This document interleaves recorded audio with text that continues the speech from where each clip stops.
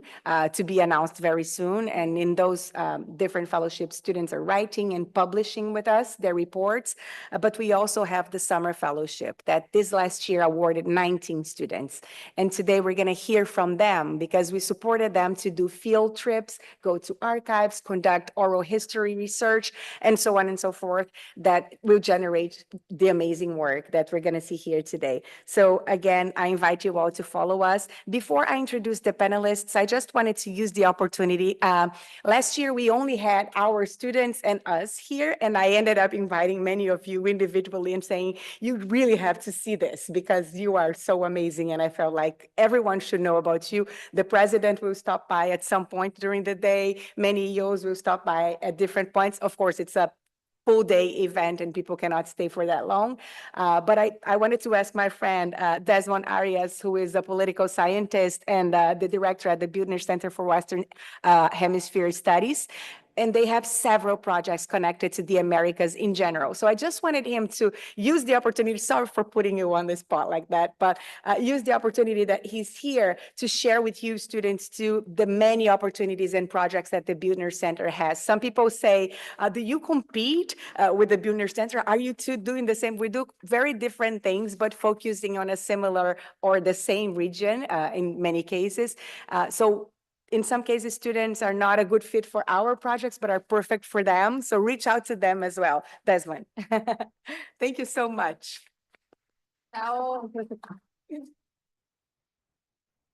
Hi, so my name is Desmond Arias. I'm the director of the Buettner Center. I wanted to thank Mila for the invitation to be here today. I'm looking forward to seeing the first panel. The Buettner Center has been around in the Graduate Center for going on 30 years in different forms. Basically, we are a more policy-focused social science institute, though we do work on some humanities stuff. We have a Qubit project that in particular does a lot of kind of humanities-oriented stuff, but most of our presentations and work are with policymakers or more policy-oriented social sciences like political science, economics, sociology. We have an active project that focuses on Brazil. We think about democracy in the region. We think about social movements in the region and things like that. So we're on the third floor if anybody's looking for me, or just send me an email. Anyway, thank you and enjoy the day. Thank you so much, Desmond. I'm going to send Tatiana your way. I was thinking now. I have a few students that I'm already like putting together. So let's start with panel one. Feminist and Queer Critical Perspectives. And the first presenter is going to be Mariel Acosta Matos from the Latin American, Iberian, and Latino Cultures Department here at CUNY, at the Graduate Center. And the title of her presentation is Mas Moral, Amiga, Denouncements of Transgressive Gender Identities and Unruly Women in Early 20th Century Dominican Press. Mariel's research does a disobedient reading of early 20th century newspapers where Dominicans, whose actions, bodies, and presence in the public space were deemed a threat to the public order and society's morals, were publicly denounced. With help from the Clacls Summer Research Fellowship, Mariel flew to the Dominican Republic, where she spent 4 weeks during the 2024 summer conducting archival research at the Archivo General de la Nación, AGN. João Carvalho, right here, is in critical social personality psychology, and he's going to present, the title of his presentation is Reimagining Belonging, Queer Brazilians Navigating Immigration Experiences in Portugal.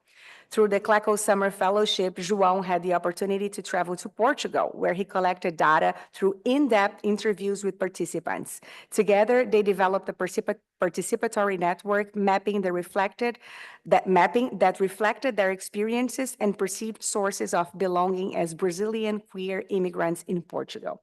And finally, Ruben de la Corte will be joining us online. He is teaching until 10:15, so didn't have the time to run here, but will be joining us. And he's in the ethnomusicology department, and the title of his presentation is The Impact of Women, Non-Binary Collectives, and Higher Public Education on Defying Cis-Masculine Dominance in Latin American Luthery.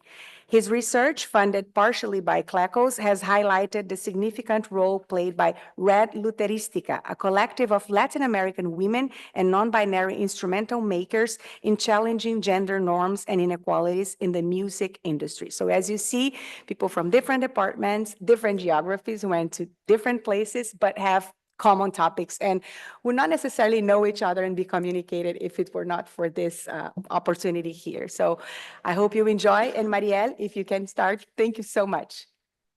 Thank you.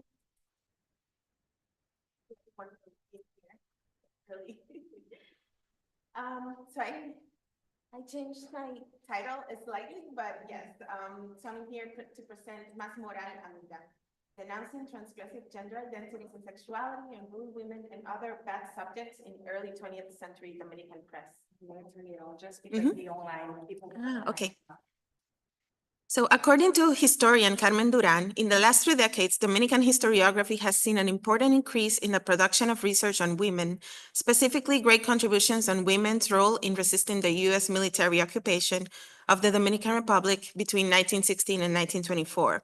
And sure enough, there have been plenty of works on Abigail Mejia, a feminist, Abigail Mejia and Rosa Smester, and educator Ercilia Pepin, and other prominent women involved in intellectual and cultural resistance movements during those events. During that time, women and other marginalized people were relegated to the private sphere and the home and could only exercise a moral form of citizenship, according to Duran, due to them not enjoying formal legal and political citizenship rights. So here I look to address silences in Dominican historiography about other unnamed, unruly women, dissident gender identities and sexualities, and other people relegated to the margins of Dominican society, in order to shed some light on their existence, acts of resistance, and on who they might have been, as their experiences, told from their own voices, are not included in mainstream historiography. So my aims are similar to that of Hartman's in Wait Where Lives, in that I also seek to quote, recover the insurgent ground of these lives, to exhume open rebellion from the case file, to untether waywardness, refusal, and free love from their identification as deviance, criminality, and pathology. So slide, Fatima. Gracias. So to do so, I went back to revising. I had started this project before, and this summer I took it on again. And I went to, in the archives, I revised the Cojalo newspaper, which began its publication on April 1903. And it went on to the 1920s into the US occupation. And was one of the several humoristic or jocoserio, as they labeled it, newspapers from the early 20th century Dominican Republic that through satirical notes would inform the population of the latest news and events. It also published news in a more serious tone, including endorsement for politicians, important world news, analysis of current political events, and for which the editors actually into the US occupation were arrested and tortured, for instance. So they not only publish news in a jokingly manner. And among the recurrent sections were small, I don't know how to call them yet, like gossip or denouncement columns that are sometimes called, that sometimes, in different issues will be called different names. And one would be called chismes de barrio or neighborhood gossip. And in another issue, it could be called cosas que chocan. And I'm not really sure how to translate that, like things that shock or that make you uneasy. And in these columns, the actions and embodies and the very presence in the public space of women, sexual and gender dissident identities, and other deviant people were called out and denounced, and they were deemed a threat to the public order in Santo Domingo society then. Slide, Fatima. In fact, the title for this presentation, Más Moral, Amiga, translates loosely to have more morals, girlfriend, points to one of these denouncements in which, in an alarmist tone, which it refers to an unnamed woman as a little lady walking down the street in an almost see-through dress that marks her body in a way that would make anyone stop to witness that affront to morality. This was 1915 Dominican Republic. So yeah, the publication, as I mentioned, spanned a couple of decades, and I focus on issues from 1914 and 15. Slide. So I follow sociolinguist Mary Buckles' call for researchers in feminist linguistics to pay more attention to resistant identities or people she refers to as bad examples because they engage in non-normative practices, a term she bases on Althusser's bad subjects, or the individuals who refuse to become subjects of the state and represent resistant and transgressive identities. Likewise, I follow Heiko Muskenbacher's proposal for analyzing language from a queer linguistics framework. As he states, the way in which gender, sex, and sexuality are connected is influenced by hegemonic norms which dictate that proper human beings are either women or men, and that proper women and men are heterosexual, and that people articulating other identities and desires are deviant. A queer linguistics and critical analysis framework focuses on two central dominant discourses, critiquing these discourses: heteronormativity, which includes all semiotic mechanisms that construct heterosexuality or certain forms of heterosexuality as the norm, and gender binarism, which constructs gender differences as natural and is the basis for the heterosexual matrix. Slide, Fatima, gracias. So I have like three sort of main guiding questions that guided me through analyzing, the newspapers. What does the language the observer, or the news editor, or the responsible person in publishing reveal about the person they observe? What do biased comments reveal about women and queer people's language use? And what are these bad subjects communicating with their actions and behaviors based on the information we have from these announcements? And when I talk about language, I'm also referring to like the whole repertoire of semiotic resources whereby a person can communicate something, including behavior, clothing, discourse, tone, etc. Slide. So this is one of the columns, Chismes de Barrio. And just to highlight, because they mention a lot of people and a lot of incidents in different streets in the city. So, sorry, I'm just gonna mention a couple that I highlighted that are, stand out. So, for example, and they are like one-liner, like very direct, without very, much context on the people they're talking about. One of them, for example, says San Miguel, meaning San Miguel Street.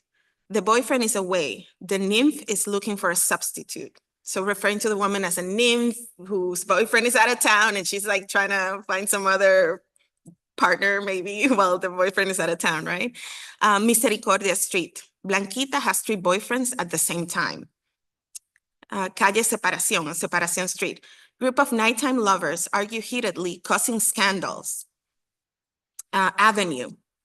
Spinster in short skirt is looking for anything. Juan Isidro Perez Street. The depravity of a lady of the night offends neighbors. And in the Polvorín section of Santo Domingo, the plebeian laughter of a young lady sometimes causes alarm. Slide. And in another issue in the column, this time called Cosas que Chocan, they published, denouncements or call outs like Luis with 2 girlfriends on the same street, or a Turkish man in a tank top offending our morals. Also the xenophobia and the ethnic marking of the Turkish men, right? Turkish women invading the roads. And in Spanish, they wrote it as turcas invadiendo la calzada, like the sidewalk, the road. So I imagine, because of the early migration of people from the Ottoman Empire, they were either Syrian, Lebanese, or Palestinian in Santo Domingo, but they were all labeled under the Turkish label. So there's that problem, right? The problematizing that, and the fact that many of these immigrants in the time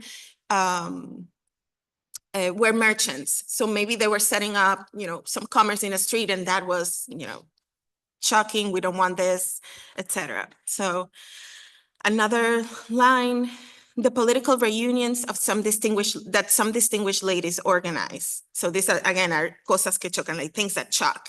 And lastly, a J dressed as a woman around San Anton Street. Slide. And I'll read a couple more examples on another cosas que chocan column. The gossipy tongue of a spinster at Misericordia Street.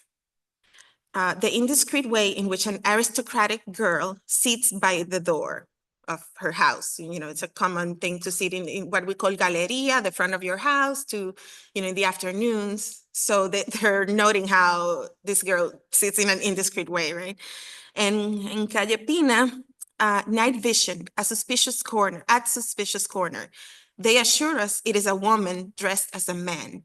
So it also indicates that neighbors would write to the editors of the newspaper like, hey, this is happening in my street, or I saw this man dressed, this woman in this case dressed as a man. So people would, write to them to the nouns. A slide, Fatima.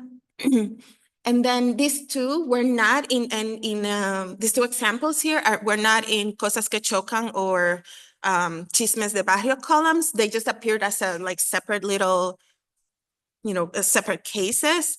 And the first one, Que Mujeres, refers to, denouncing this group of women that were discussing politics in the streets.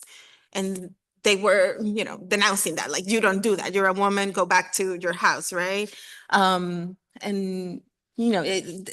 what I wrote there, the column says they should stay at home in their kitchen, not discuss politics, much less go out to a friend's house to do that. Not discuss politics in public. They call them marimachos, which is a tomboy, and that they look like generals, also indicating tomboyish behavior. And then the other one, it's a critique to men that they perceive as, and then it says it there, they call them manflorita, which is an older, it's not used today in Dominican discourse, but when I looked it up, it says that, it was an insult referring to someone as a hermaphrodite. But I think the column criticizes and also they mentioned this, men are effeminate, quote unquote. So it's a way of,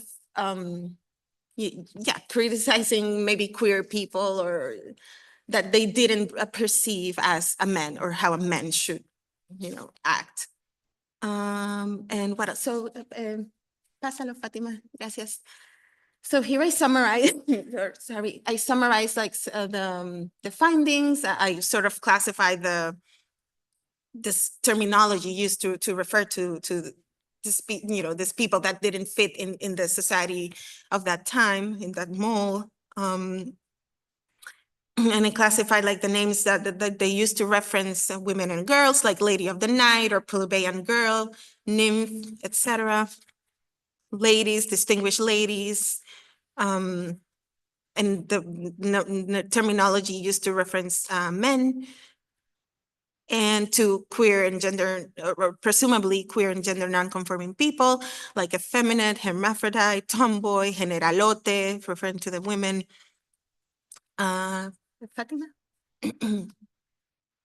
And then also common themes that show, how through that lens of heteronormativity and gender binarism, they that classified these people. So there was the policing of language and tone, like women talking about politics, or a girl's gossipy tongue, the policing of behavior, like laughing loudly in public, or living a quote unquote mysterious life, or being up to no good.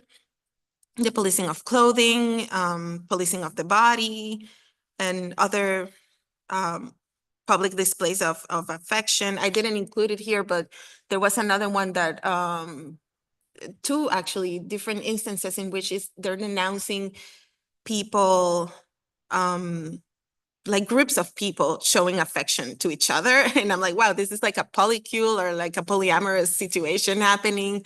But they, they describe it like in detail, like this lady's caressing her face with two men and they're caressing her back and they're in the Malecón, which is the waterfront area of the city, just like chilling in a bench doing that. And I'm like, oh my gosh, 1915, yes. So the acts of naming these people in this way is like spinster, woman of the night, and so on. And the policing, sorry, of their behavior tells us what people in mainstream urban bourgeoisie and heteronormative, in a heteronormative society sought to pathologize and banish because they did not fit their idealized society, right? And on the other hand, these labels also, and descriptions also show us public displays of free love and forms of polyamory, desire, and refusal to be a quote unquote good subject by reclaiming the right to appear. They represent insurgency and waywardness and the refusal to be governed. Slide, Fatima. Other newspapers from the archives that I also revised this summer to see if I found like common or similar forms of mentionings of people that weren't accepted or whose behaviors were not accepted socially, follow a similar pattern of denouncement, though in less amount. And also parallelly, they speak highly of women from the urban petty bourgeoisie and their ladylike behavior, as if to contrast it to that of those who are also being denounced and to indicate how people should conduct themselves. Representations of what good citizenship and a good law-abiding subject should be, especially how women should conduct themselves. For example, there were news of just describing how a group of ladies from so-and-so family would be arriving in Santo Domingo from what city, and they would refer to them very highly as, Miss so-and-so, an aristocrat from such prominent family, blah, blah, blah. So yeah, just to compare it. And so, yeah, those are just examples of how in other newspapers, other similar denouncements were published, like condemning nudity, public nudity in the local beaches and rivers, practicing the liboristas who were like a small cultish community that had a messianic leader. They practiced free love and were sort of like outside of the margins of society and of the law. So they were also very heavily targeted during those times. Pluma y Espada, another newspaper in 1921, published a series of articles condemning the feminine mustache, saying women should things like that. I'm just like, you can imagine how I laughed at the absurdity of like these announcements too, like when I was doing my research. So in general, newspapers and journals published opinion pieces, editorials, and other sections where presumably I'm assuming that these, editors were bourgeois, intellectual, cis heterosexual men, expressed or even demanded how women and others should conduct themselves in public and what their roles are in society, right? And to stay in line and be good subjects and abide by the law. And to wrap up, okay, so when Kohanlo shames girls from laughing too loud in public, they may just be talking about someone who's expressing joy loudly, right? When the newspaper disparages women for talking about politics in public, they were just probably referring to people who could not vote. Women could not vote then, and they lacked, as Carmen Duran stated, they lacked civil and citizenship rights. And they were probably just exercising their moral rights by discussing probably, when talking about politics in that time, they could have been talking about the upcoming 1915 elections amidst the caudillista, like local regional leaders infight. Or maybe they were discussing about the looming US occupation of 1916 that had been brewing since 1907 when the US took over the custom houses of Dominican Republic. So they were doing that as opposed to staying at home and doing their chores as they were expected. And when they comment on Blanquita having 3 boyfriends, or the unnamed woman caressing with two other men at El Malecón, maybe they're just describing a polycule or a polyamorous, relationship. A queer linguistics perspectives invites us to reflect on how identity categories, such as woman, man, girl, are problematic because they regulate and exclude those who do not fully meet their normative requirements. Through a queer linguistics approach, we can also problematize the very notion of sexual identities and look at how discursive acts and cultural practices manage to make heterosexuality and only heterosexuality seem normal and natural, as we saw in the examples above. Critically analyzing how deviant, subversive, unruly, queer, and other bad subjects are mentioned in mainstream and hegemonic texts reveals how language is involved in the discursive construction of identities and desire. These disobedient people's existence and actions in public challenge the vision that the bourgeois class had for Dominican society and their notions for Dominican identity. Cohanlo, as a case study, also shows us how the press served as instrument of the hegemonic class to promote dominant ideologies and shape public discourse, and how their power can be wielded to mobilize the repressive apparatus against disobedient people. Through this case, though in this case, we're getting this information from the gaze and interpretation of agents of the patriarchy, these discourses provide us with rich information on the existence and acts of resistance to those who challenge the heteronormative status and dominant ideologies of Dominican society in the first quarter of the 20th century, and invites multiple possibilities of interpretation of how their lives might have been like. Not only did early 20th century Dominican conservatism seek to maintain the heteropatriarchal order and use public shaming via the press to pursue that goal, but in doing so, they also inadvertently wrote these radical women and queer Dominicans into history. And I'll leave it like that.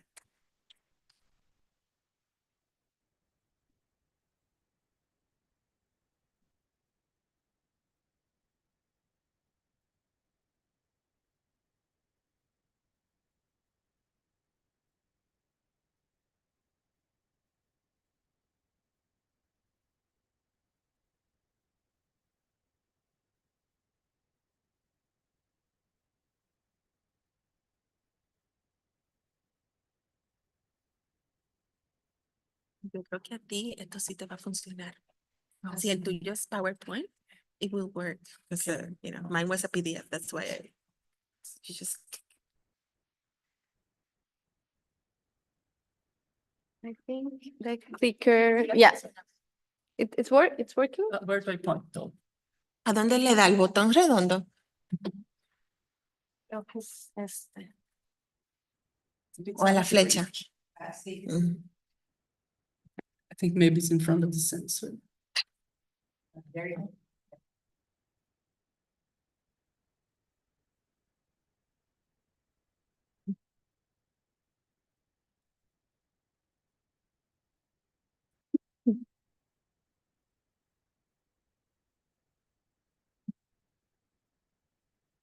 It just, Maybe it's Yeah. the sensor. yeah, I don't know. Let me just try. Is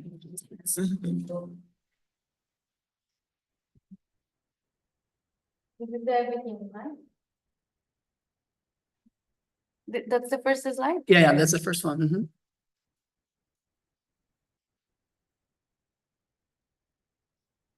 I'll just pass it. All right. Appreciate it. Just let me know.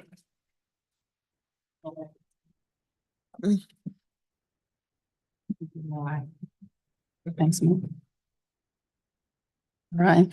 Well, thanks everyone for being here. I really appreciate it. My name is João Carvalho. I'm a PhD student in the critical social personality psychology here at the GC. And I also changed the title of my presentation. So now it's called How Can You Love a Place and Feel So Sad in It? Queer Migrations and Politics of Belonging. So during the summer with the fellowship, I was able to go to Portugal and interview some participants for this research. It was a very interesting project, engaging, very reflexive in terms of my own experience and their experiences as well.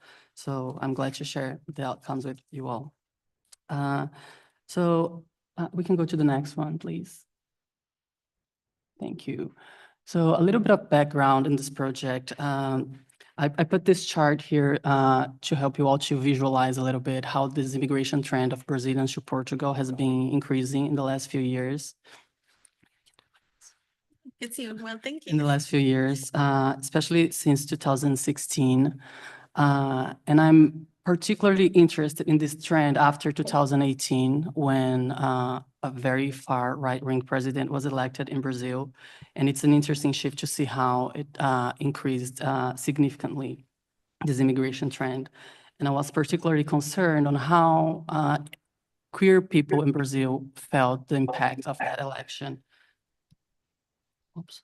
Here, we can go to the next one. Thanks. So the most recent estimate from the Migration and Asylum Agency in Portugal shows that there's around 360,000 Brazilians living in Portugal, and those are the registered people living in Portugal. So the numbers might be even higher in reality. And that's a huge difference compared with the other nationalities if we see. And then I was curious to understand how the dynamics of inclusion and exclusion would play out in the context of historical colonial relation. We can go next to the next one, please. Okay. All right, so this is the rainbow map, which is made by the ILGA, one of the largest LGBTQ rights organizations in the world. And they have like clusters in different continents, and that this one is from the ILGA Europe, in which they kind of track the states of policies and human rights protections towards queer individuals. And some of the factors that they take into account is like family rights, equality and non-discrimination policies, hate crime, hate speech, legal gender recognition, intersex bodily integrity, civil society spaces, and asylum. So in that rank, Portugal is in the 7th place, which is a very good position. And this data has been used as a way to advertise Portugal as a very LGBTQ-friendly country, which also reflected on the motives that participants shared why they decided going to Portugal, other than the language, of course, because they would feel more, they would feel safer and more protected in that country. We can go to the next one, please. No, it didn't change. Is that one? Yeah, next one. No, the next one.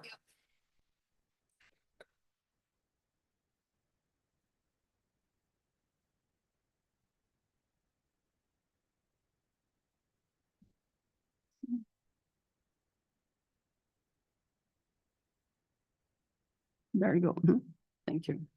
So there was a very positive picture that I just showed, like Portugal being 7th place, but also the political landscape in Portugal has also been changing in the last few years. So I put these two charts here to represent something in particular, which is the increase of a far right-wing party in Portugal called Chega, which means enough, which was founded in 2019 when they had only one seat in the Portuguese parliament. And then in 2024, they managed to achieve almost 50 seats in the parliament. So on the chart on the right, we can see the comparison across the different parties in Portugal, being Chega the last one. So the red color means the results of 2024 elections, and the blue one, the results from 2022 elections. So differently from the other ones, this party is the one that had increased the most amount of seats in the parliament. But not only it increased, but it increased a lot in terms of its past tendencies, considering the scenario of the Portuguese parliament. Next one, please. So it's also important to mention that this party Change? No, it didn't change, but you can go to the next one. Yeah, there you go. But just to mention that this party,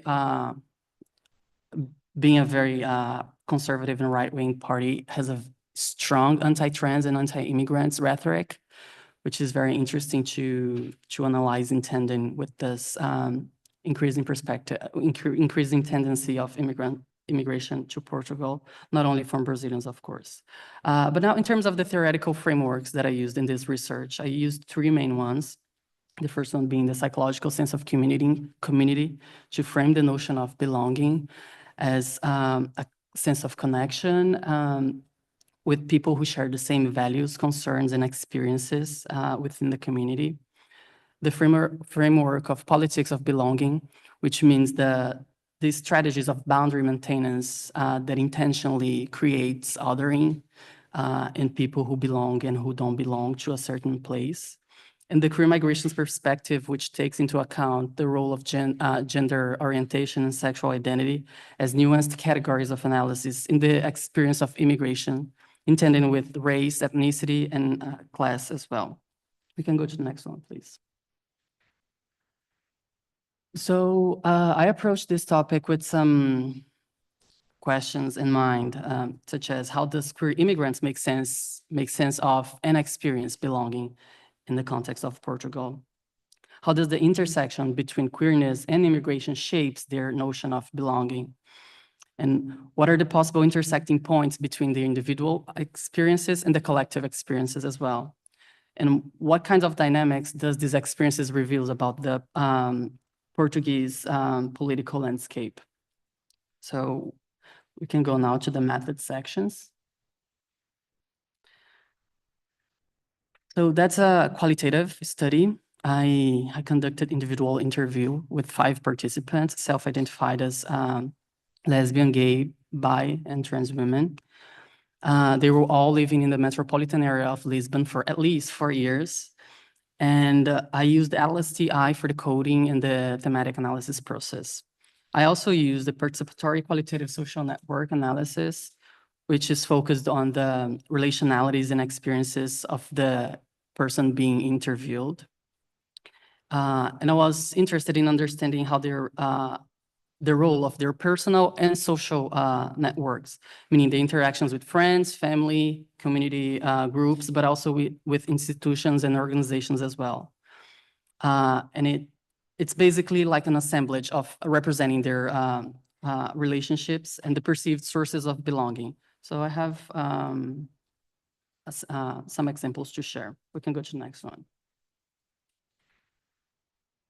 So in terms of the first component, the individual interviews, I came up with some categories of analysis after I worked on the coding process, especially related to their meanings of belonging.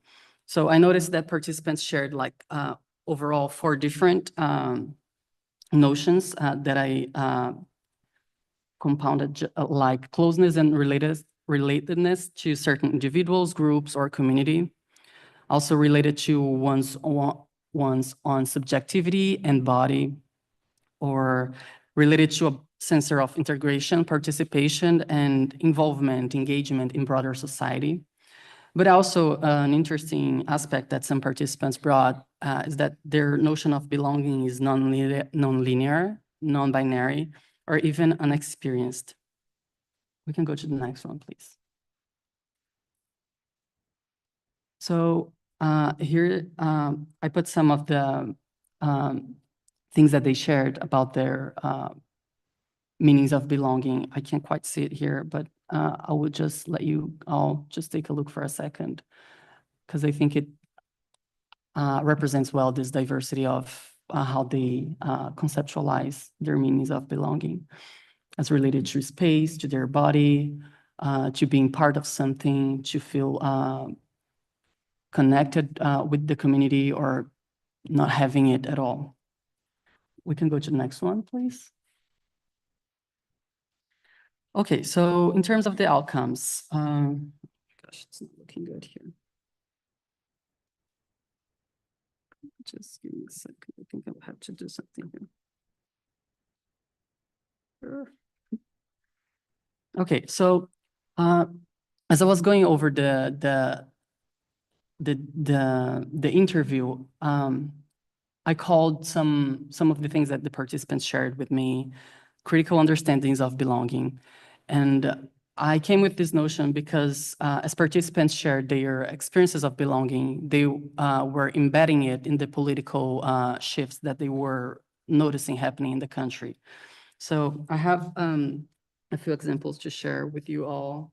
It's a little bit hard to see here, but I will do my best. So this participant, he was 26-year-old, cis male, gay, brown, and he works as a tattoo artist. And he said, it's like this feeling of belonging gets stronger or weaker according to the flow that society is witnessing. Right now, I'm fine here in Portugal, but we are seeing certain agendas becoming more contentious around us and people in power position legitimizing bigotry, you know. Then one's sense of belonging in the face of such a context becomes more contested. Another participant, she was 30 years old, cis woman, bisexual, brown, and works as a technical writer. She said, there's a very structural thing about opportunities. I mean, of not having opportunities. I think here is also a notion, there's also a notion of impunity that people end up feeling, that they can go out and do things because they are backed up by some discourse out there. I think it's more in that sense, because I think that maybe in more structural terms, things were already pretty bad before it all started. So the way that they framed their experience of belonging, it's very much connected with the shifts that they're noticing in the political narrative and the practice that they're witnessing in the country. Also, the notion of fragilities of belonging came up as the negotiations that queer immigrants had to navigate as they take places in different contexts and different relationships. So this participant, the first, it's the same one that I presented in the first place. He said, the conversations with them, coworkers, referring to the coworkers, are extremely complicated. And you realize that in fact, that's not a space of belonging. When they go, yes, I accept homosexuality as long as they are masculine like you, but you notice certain things that makes you realize that deep down is not quite like that, you know? So they were sharing this kind of tension in some relationships that they have in order to keep a certain level of belonging. Oh, no, that's not good. Just give me a second, something just happened here. I can't see my slides. I would just need to grab my laptop, I'm sorry.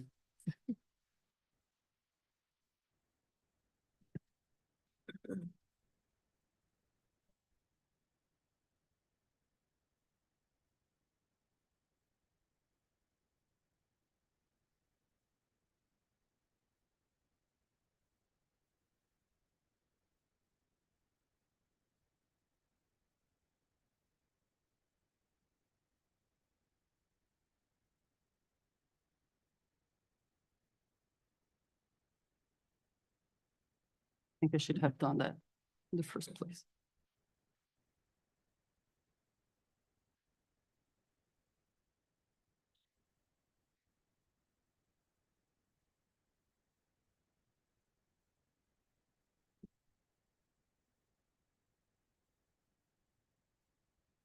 I'm really sorry about that.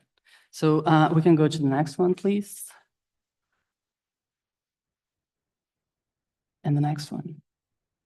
Sorry, I forgot you. Yeah, this one. So this participant also shared his experience highlighting this fragilities of belonging. And this case in particular was very interesting because this participant mentioned how race also plays an important role in their experiences of belonging, excuse me, in Portugal. So he's a cis man, Black, gay, and works as a florist. He said, one situation that happened in the attempt to belong was my involvement with chemsex here. It happened right here in Portugal. Why? Why only here, right? feeling alone, depressed, you know. Then I go and open up the dating apps, a Black body, immigrant, and lots of parties going on. Sometimes it's much more pleasant to be with random people doing this stuff than being alone, isolated, and constantly reminded that I don't belong to any space here. So it's strange to say, but it's almost like an indirect prostitution, you know? The exchange I gave for the drugs was the objectification of my body, my Black, gay, immigrant body. So it's crazy because after these experiences, what was there as a return, at least for me, was a sense of deeper exclusion. You can go to the next one, please.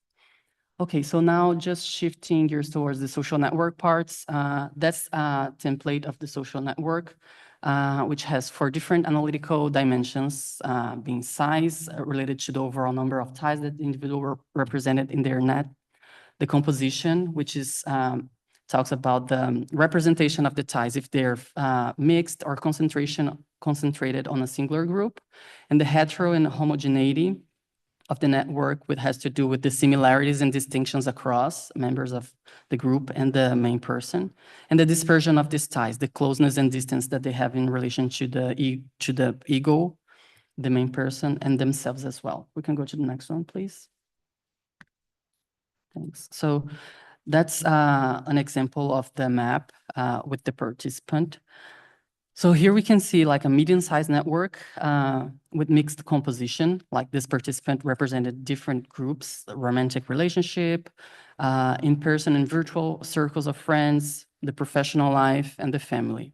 And we can also see how it is, I didn't identify it here, but as part of the narrative component, this participant shared that some of these people in the network were not immigrant or they weren't queer either, and different levels of dispersions across the group. So we can see in the family section, the relationship with the mom, with her mother, or the relationship with the therapist in the professional life, the relationship with the boyfriend, and with the friend in the green color.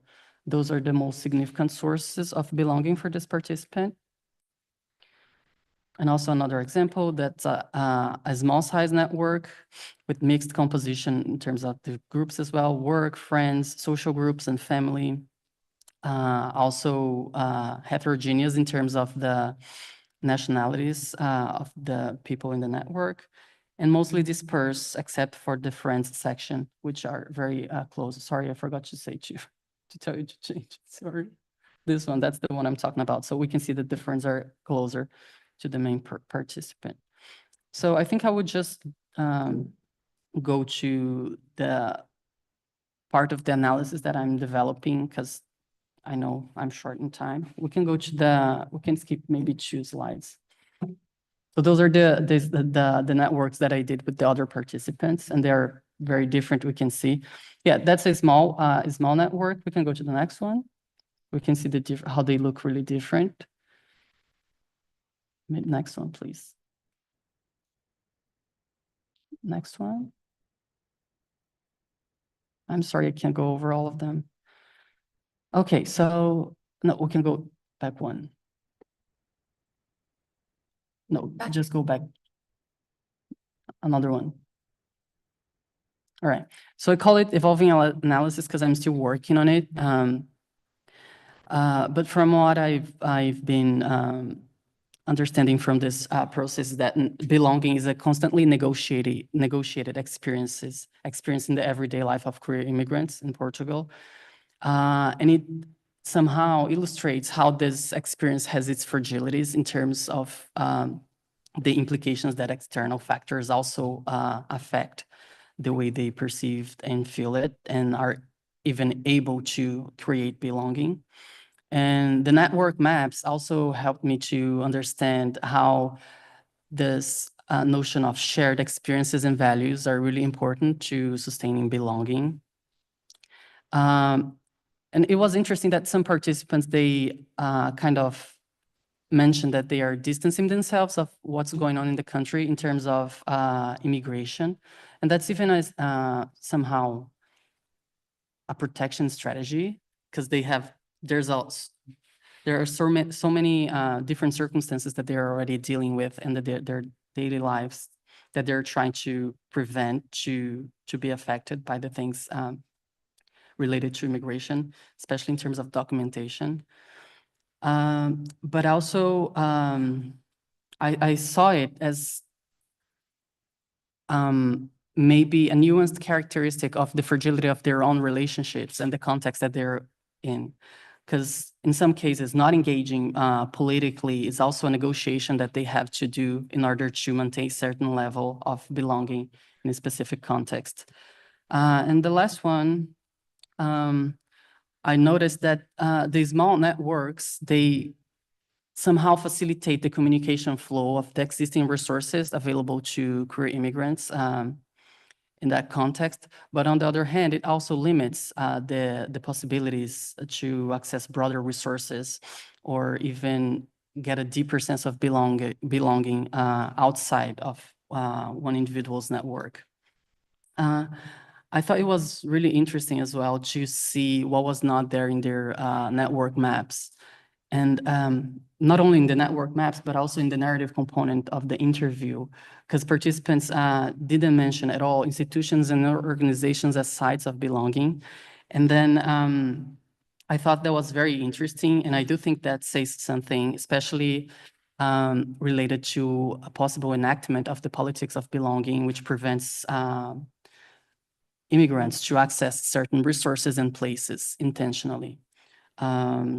And limiting them to the possibilities within their own ethnic and cultural groups. So I think that's it for now. Another one? That's it.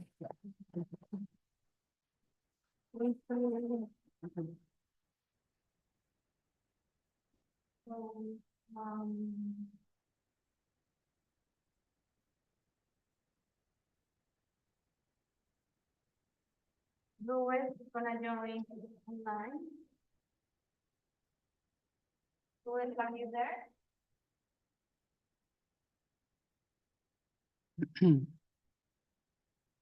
Hi.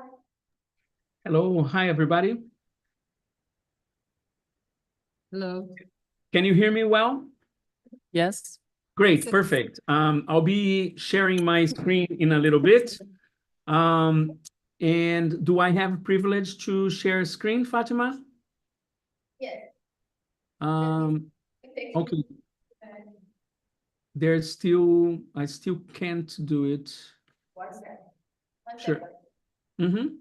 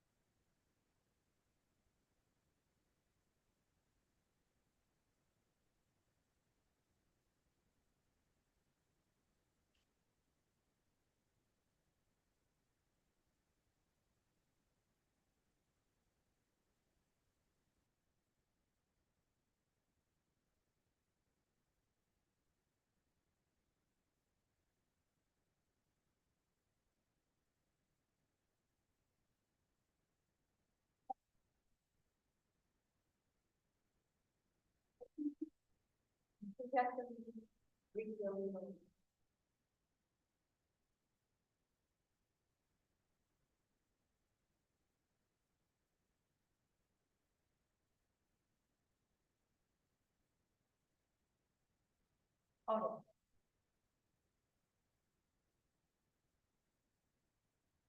Up there in the way. No, no, the other one. The top. More to your right. It's so hard to, yes, there you go. There you go.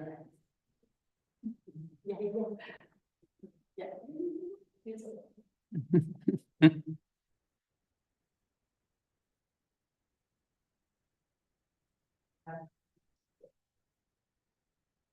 No, this one. No, no, no.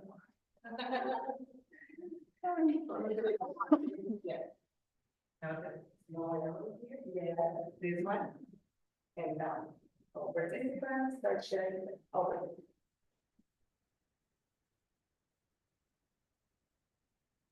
Can you try again, please?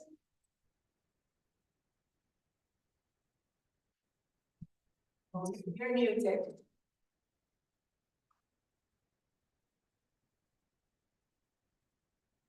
You're muted. Ruins, you're muted.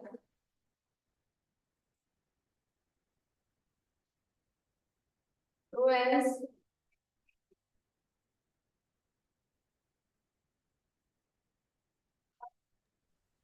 Yes. there you Here we go. Here we go. My apologies for that. Can you see my screen now?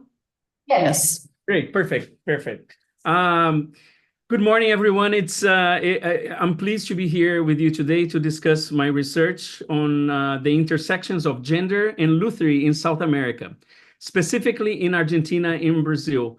Had I gone to the GC in person, I would have missed the presentations of Mariel and João, so I'm glad I could join online. And it's a privilege to join, both of you and in this panel. Thank you for sharing this with me.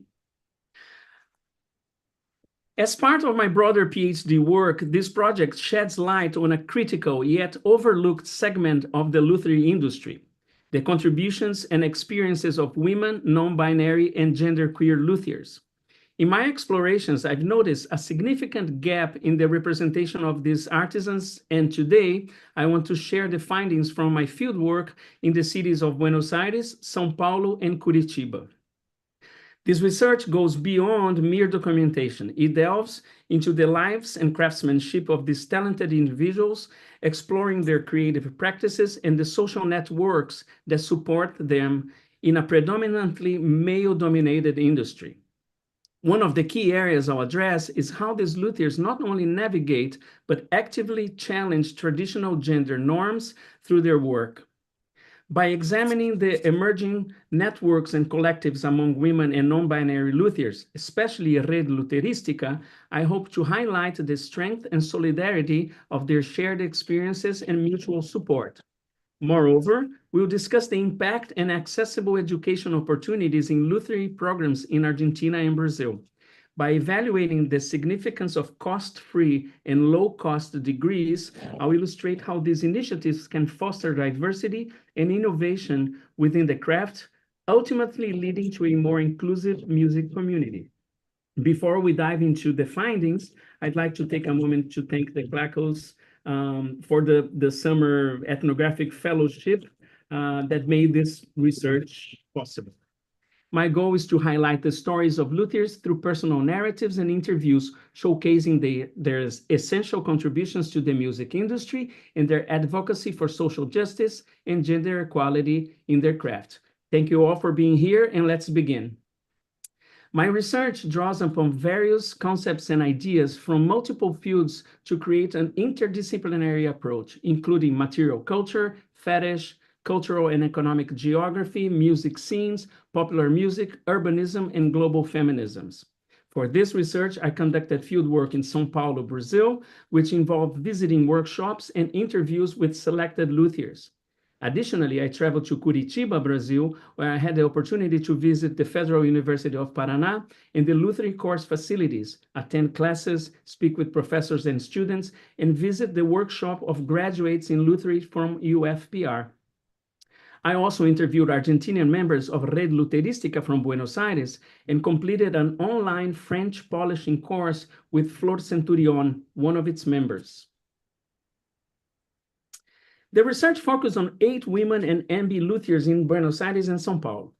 Despite having individual workshops, they collaborate in joint projects, clinics, conferences, and activities promoting gender equality in lutherie. They also subcontract their services to other local luthiers, guitar factories, and music stores for specific tasks such as setups, varnishing, and installing inlays. Their work is challenging and transformative, revolutionizing the lutherie industry and opening new avenues for creative expression. In representing Buenos Aires, I highlight 4 Argentinian luthiers, 3 of whom identify as women and 1 as non-binary. 2 graduated in lutherie from public universities, and 2 studied privately. Flor Centurion graduated in 2005 from the National School of Technical Education with a degree in crafts applied to industry, specializing in engraving, bookbinding, and metalworking. In 2006, she began studying instrument construction at La Escuela de Lutería de Cafayate, focusing on Latin American and Andean instruments. She won second prize in guitar construction at La Escuela de Lutería de Tucumán in 2009, and later moved to Tucumán to continue her studies at the National University, specializing in guitar and violin construction. Flor has extensive experience building guitars and teaches seminars on marquetry and French polish.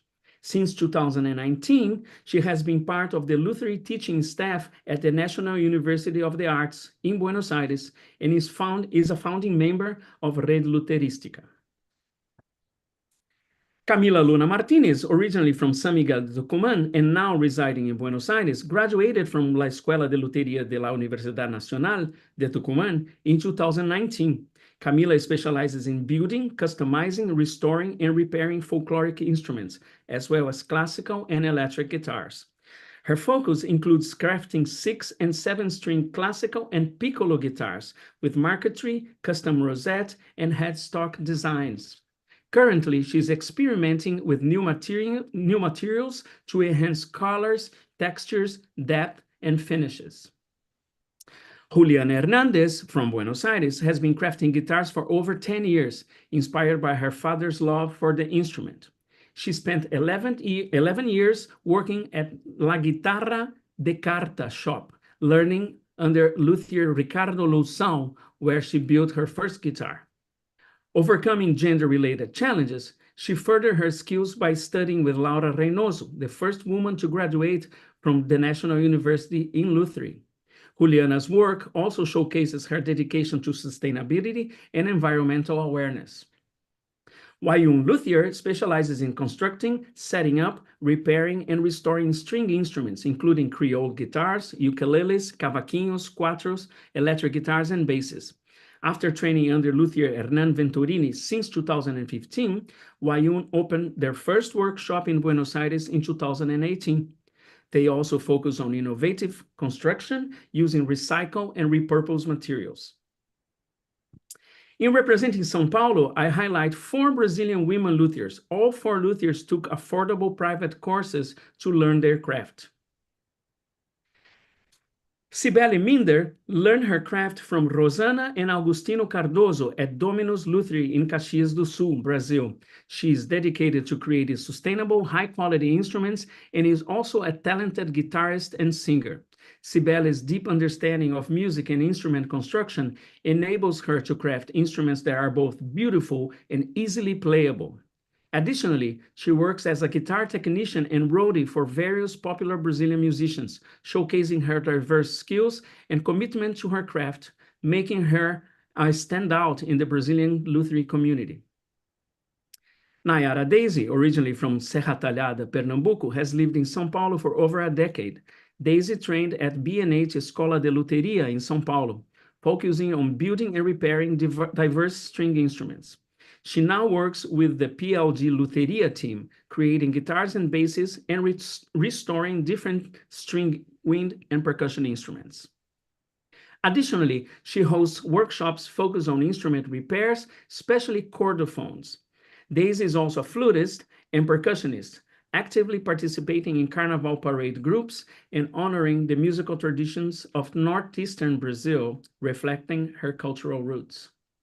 Paula Bifuco, a former blogger, co-founded Pauleira Guitars with her husband, becoming a prominent figure in São Paulo's lutherie scene. She honed her craft at B&H Escola de Luteria and Escola de Luthier W. Gabriel. In addition to building guitars, she teaches aspiring luthiers and maintains a popular vlog, amassing over 10,000 social media followers. Her work has gained widespread admiration, often selling based on reputation and quality alone, highlighting the growing recognition of women in the field of lutherie. And finally, here we have Marta Honorio, who developed her skills at Escola de Luthier W. Gabriel, specializing in crafting guitars, cavaquinhos, and ukuleles from alternative and reclaimed woods, showcasing her dedication to sustainability. In addition to her luthier work, Blending traditional craftsmanship with innovative design, she serves as a guitar technician at the Montreal Guitar Store in São Paulo, where she performs setups and repairs on various string instruments. Red Luterística is a Latin American collective of women and non-binary instrument makers challenging gender norms in the music industry.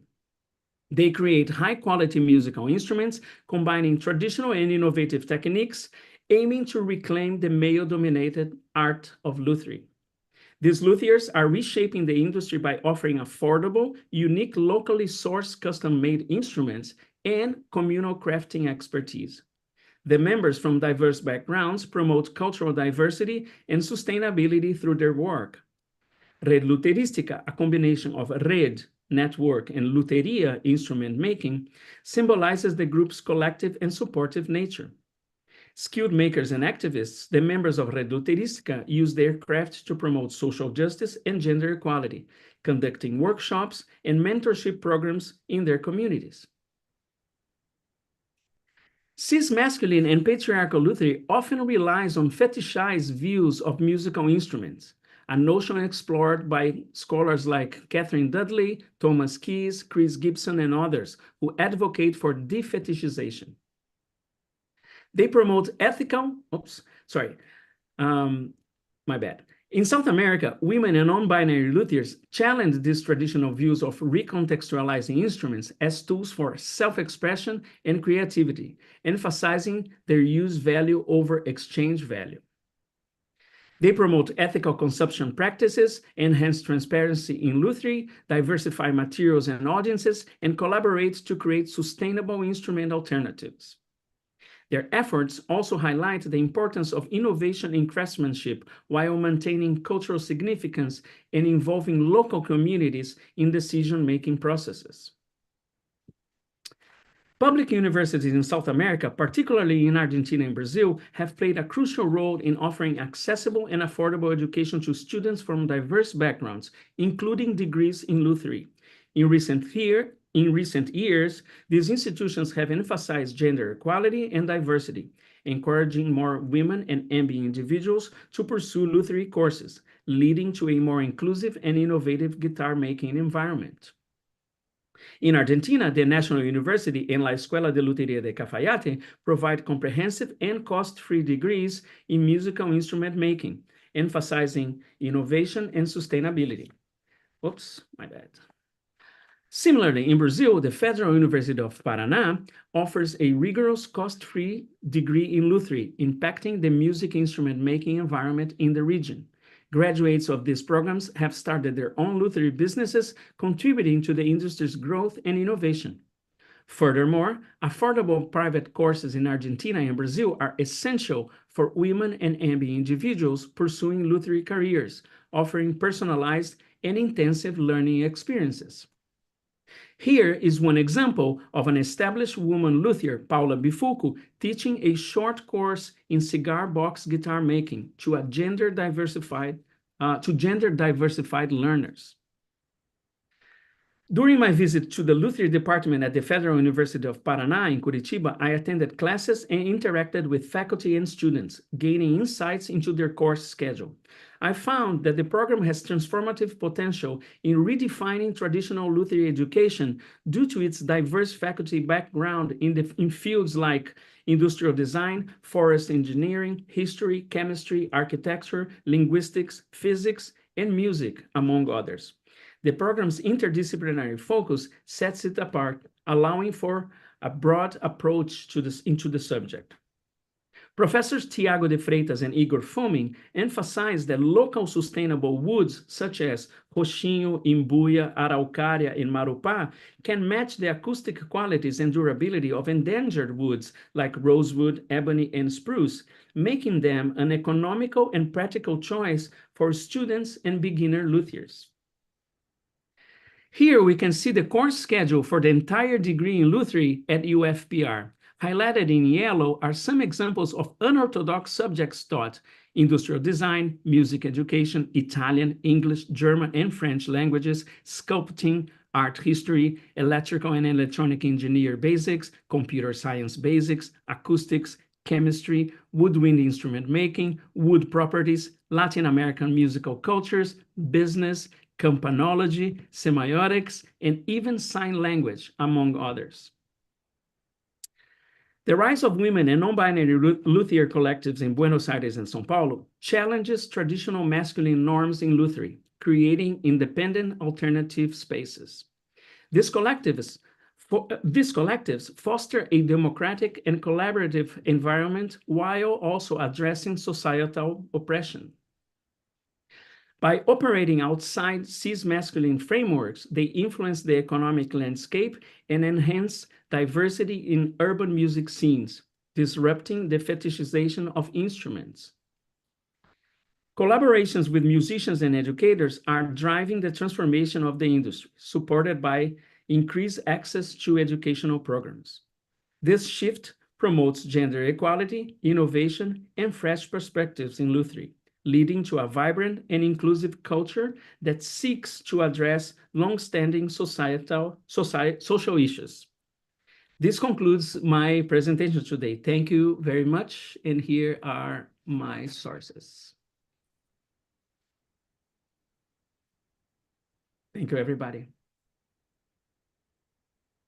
Time for questions from the audience. Oh, good to see you there. Anyone wants to make questions, and we will open the floor, including to you, Rubens. I know it's not, so if you guys don't have anything, I have a bunch of questions.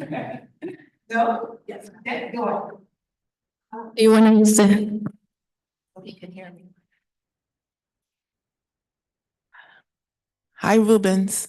That was amazing. Hi, thank you. Amazing presentation and such deep and rich research. Thank But you, Leslie. my Thank you so much. question, I don't know if you addressed the percentage of African descendants in your research. I didn't see, I'm just curious as to the percentage of luthiers that you came across. What percentage were of African descent? Very good question. It's still quite small if you compare to other ethnicities in Brazilian society. It's a complicated issue to discuss in Brazil because of there's 8 luthiers that I got the chance to actually interview. A few of them have African descent, and but it's still a small percentage if you compare even within the women and non-binary new music scene. It's still small, and if you compare to the cis-masculine realm of lutherie, it's even smaller. non-existent. But is this a result of access? Is it as a result of access to the schools and education?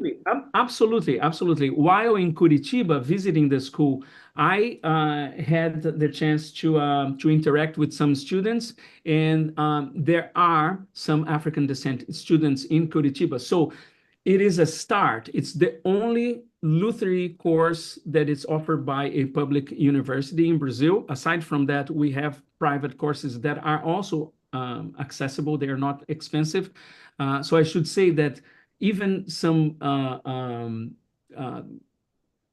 male luthiers, they are also contributing to the change by offering affordable courses. But in terms of universities that people would have, public universities that would be open for everyone, it's still a small number. But I think the tendency is to, little by little, to get more students of African descent in those public courses. Thank you. Thank you.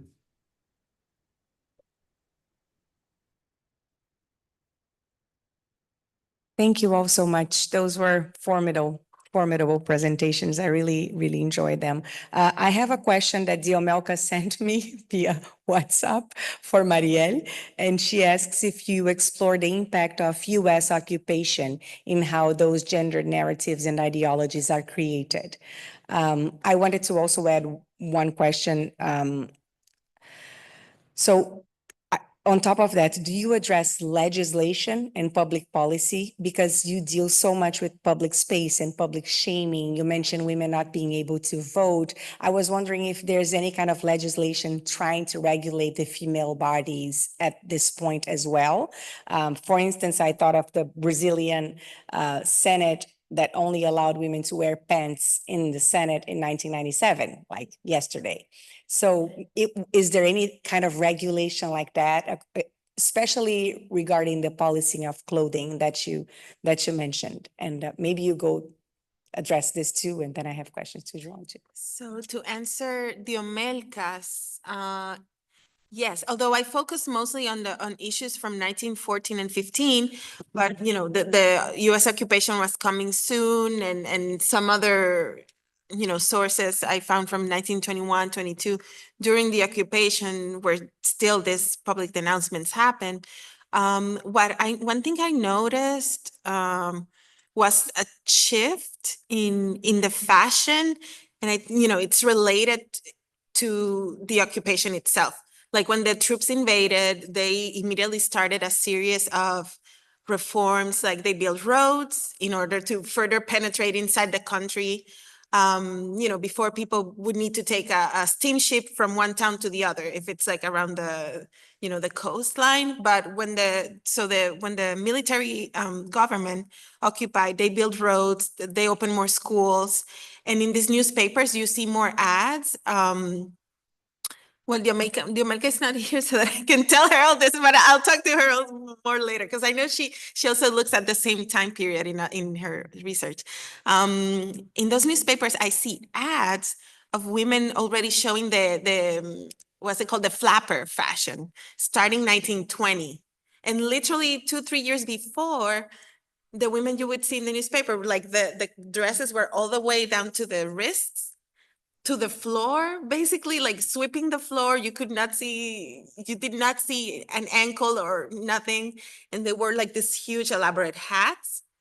Then after 1920, I started seeing the flapper fashion from the US. Very short hair, no hat, showing the shoulders, and short dresses almost up to the knee. And I'm like, whoa, that's total opposite of what they were like a couple years before, calling out like the widower walking down the street, showing her ankles, looking for a boyfriend, that sort of thing.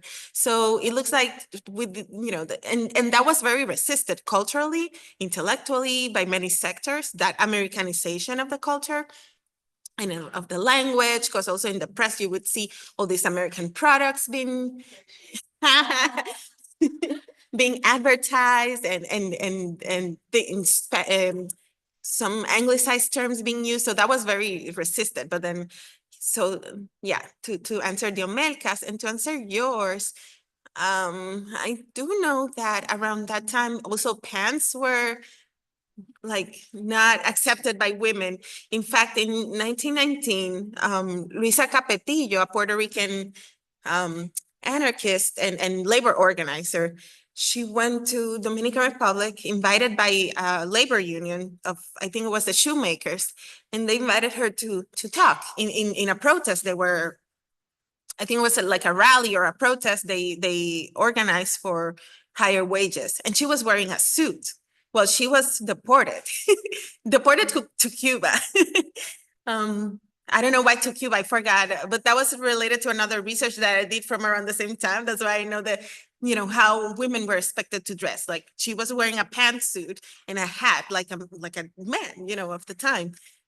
So not only was she's gonna address a public, meeting of people that are protesting, so it's already, an issue for the authorities in the social order, but she was a woman wearing, men's clothes. And other legislations related to,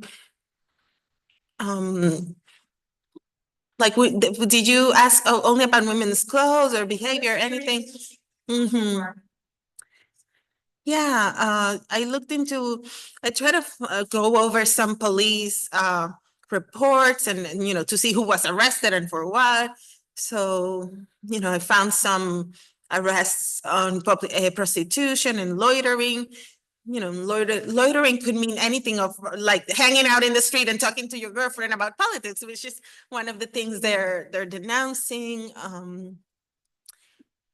that also from like the early 20s, early 1920s, and yeah. So I still want to go dig deeper and more into, archives to see what I find in terms of the, from the state also, response to, or, like the Turkish women setting up to sell on the sidewalk, that sort of thing. Because I do know that Department of Sanitation was involved a lot in sweeping. And for example, in the one document I found on a sexual worker being arrested, it wasn't only the police involved, it was also sanitation, public health department, and all of that, because there was an issue with she went on to denounce a man for transmitting her an STI, and then she ended up being arrested for being a sex worker. She's the one that ended up in trouble. So they involved all those other agencies of this city, and yeah, it's a very interesting case. So yeah, still TBD, more digging. It's also like itself is a full study because they use it, as you said, for multiple things. But Yeah. anyone else have a question?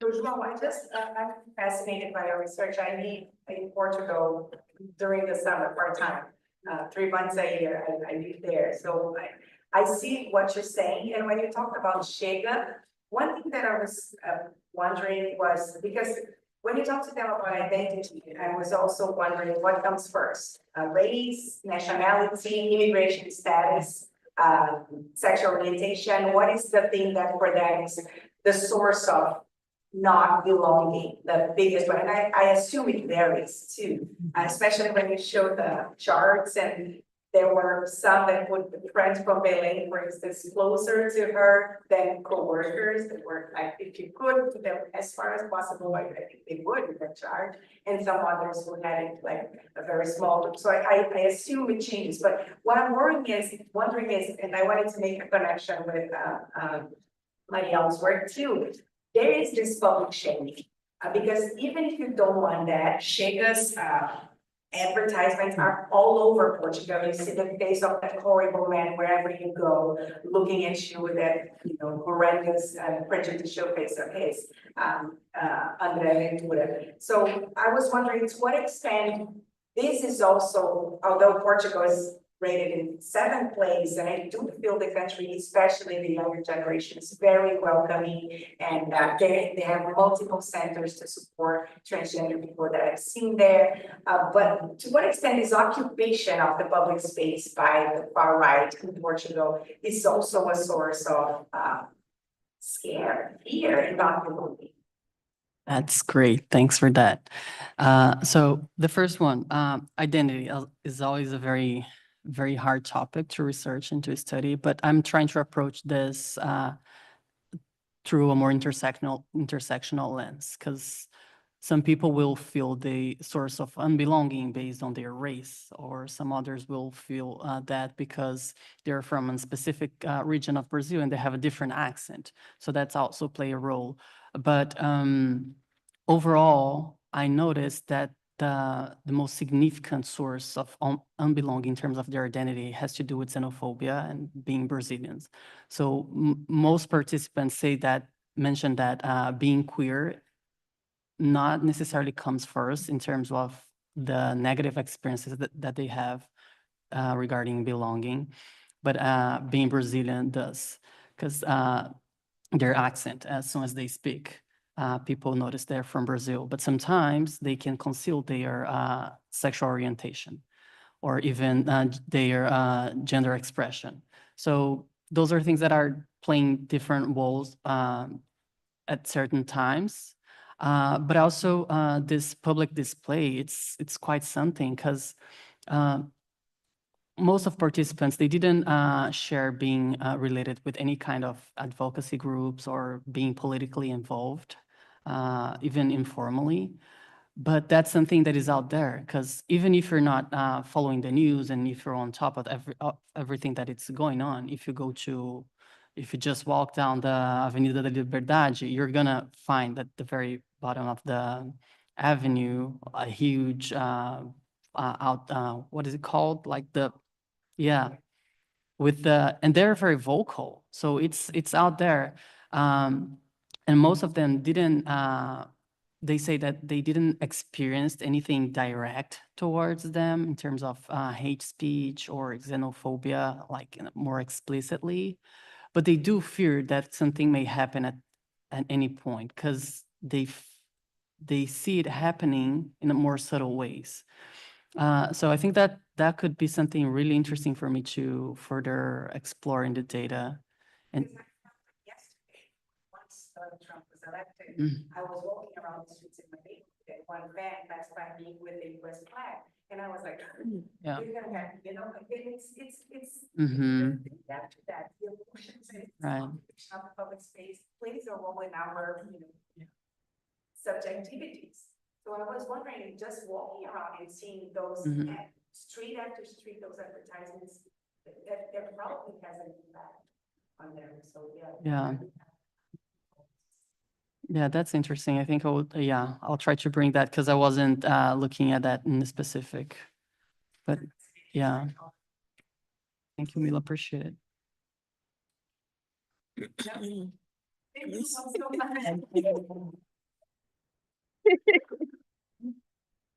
Gracias.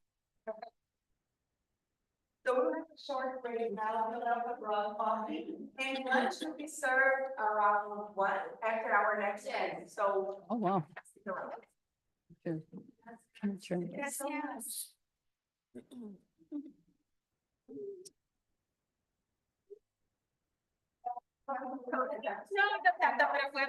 Pero importante para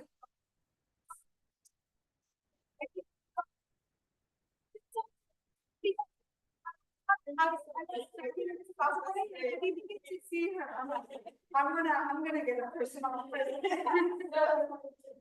Yeah, well, thank you for. Yeah, congratulations. I get to see your presentation. Really great job. I did, because I was, like, what feeling was like when people were. How like, Maria, presenting your, I'm stuck in the subway, you know, there was a mission I found here. No, I mean, you didn't know, like. I'm gonna ask you now. I don't. Yeah. Just today, I was talking about my Christmas tree. It's like, totally, like, what exactly months ago? Yeah. No, I'm gonna. No. We're so happy that in